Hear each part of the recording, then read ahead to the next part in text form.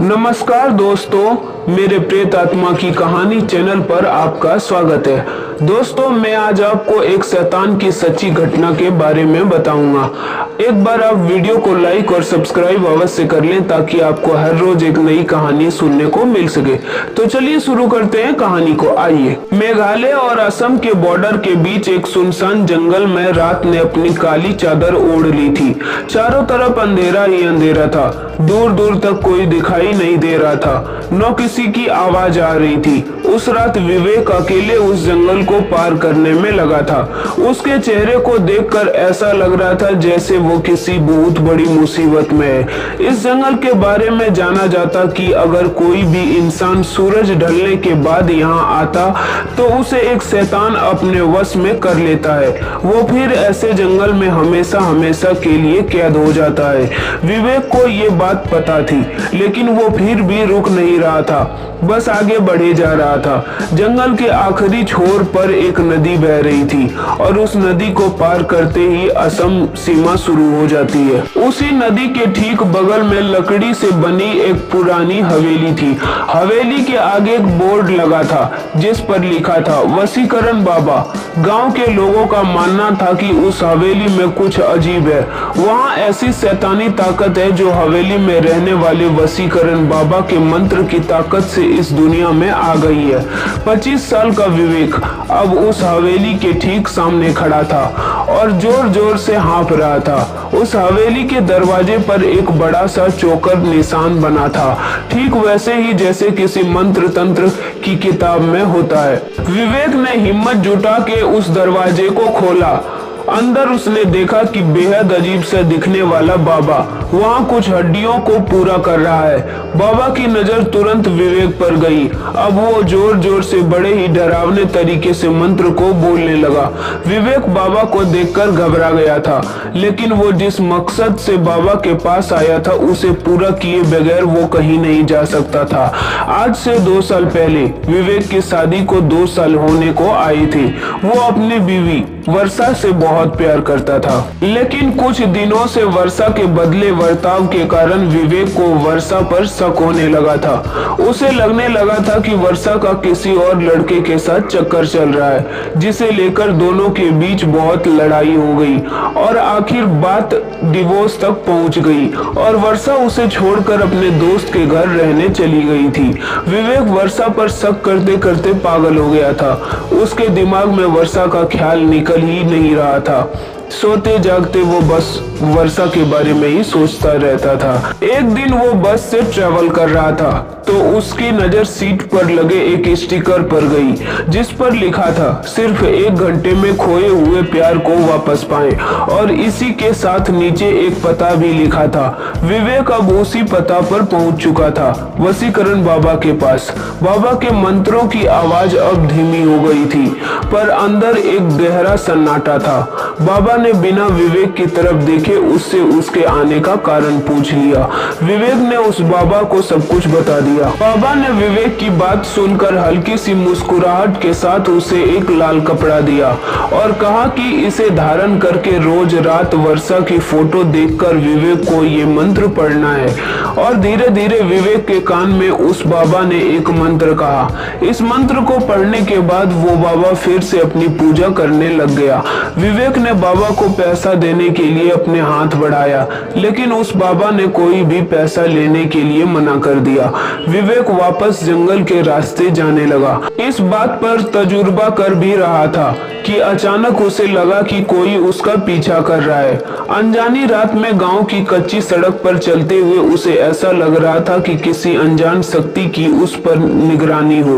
वो जितनी तेज चलने की कोशिश करता, उसके कदम उतनी ही धीमे धीमे बढ़ रहे थे। रात के 12 बजने में कुछ ही मिनट थे। विवेक अपने घर पहुंचा, अपने फर्श पर वर्षा की तस्वीर निकाली और बाबा का दिया हुआ लाल कपड़ा पहनकर और बाबा का दिया हुआ मंत्र का उच्चारण करने लगा। तभी अचानक उसे ऐसा लगा कि उसे किसी काले साए ने घेर लिया है और वो उस पर कब्जा जमाने की कोशिश कर रहा है। विवेक ने अपना सर चारों तरफ घुमाया और जोर जोर से मंत्र पढ़ने लगा।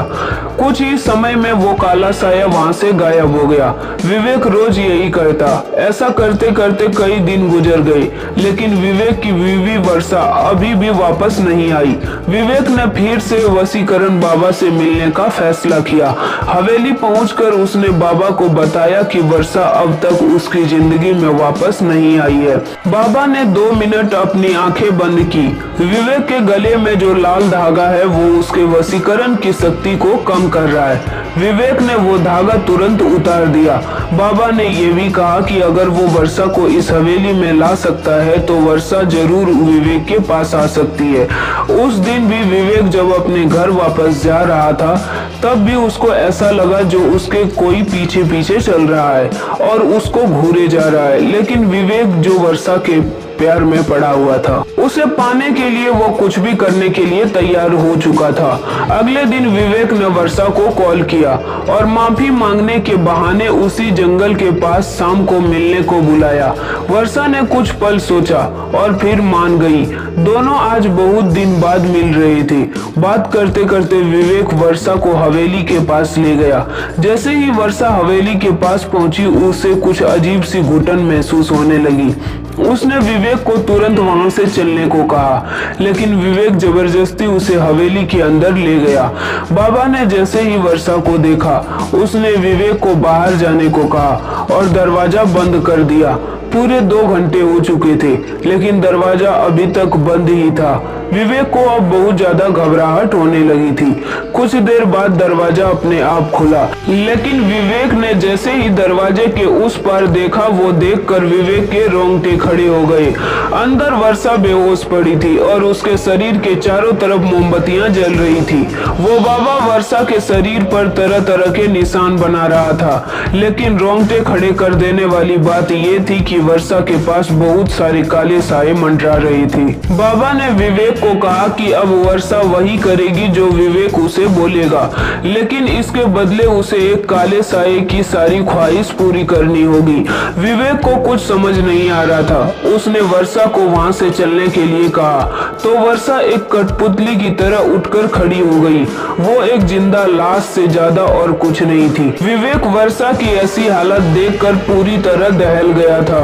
उसने बाबा से गुस्से में कहा वो वर्षा को पहले जैसे बना दे, लेकिन तभी काले साये ने विवेक को पीछे से धक्का दे दिया। वो काला साया बाबा में समा गया।